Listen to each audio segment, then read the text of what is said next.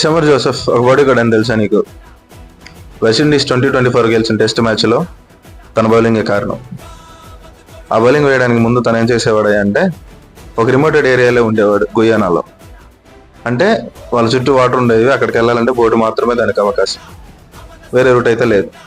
అలాంటి ఏరియాలో ఉంటూ తన ఇంటిని పోషించుకోవడానికి కోసం తను దొంగలు నరకడానికి వెళ్ళేవాడు. అంటే మన భాషలో చెప్పుకోవాలంటే కలప.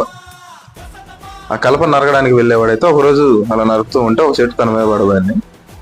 కొంచెం తప్పించేసుకొని ఇంటికి వచ్చేసాడు. ఇది ఇలా కాదని చెప్పేసి అక్కడ ఏం చేశాడంటే బౌలింగ్ మీద తన ప్రాక్టీస్ మొదలు పెట్టాడు. బాల్ కొనుక్కునే స్తోమత లేక నిమ్మకాయలతోనూ నారింజ కాయలతో బౌలింగ్ ప్రాక్టీస్ చేసేవాడంట అతను. అలాంటి అతను 2024లో వెస్టిండీస్ ఆడిన టెస్ట్ మ్యాచ్లో మెయిన్ బౌలర్ అయ్యాడు. సింగిల్ నైట్లో స్టార్ అయిపోయాడు.